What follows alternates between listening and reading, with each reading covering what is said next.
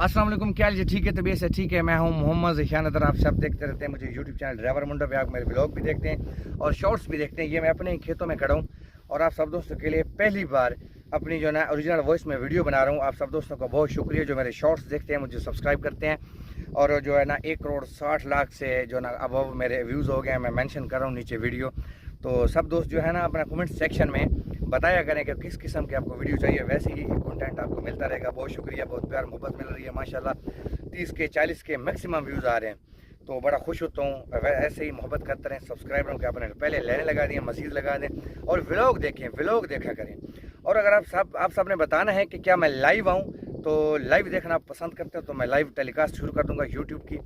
तो मज़ीद मोहब्बतें करते रहें। अल्लाह हाफ़िज़।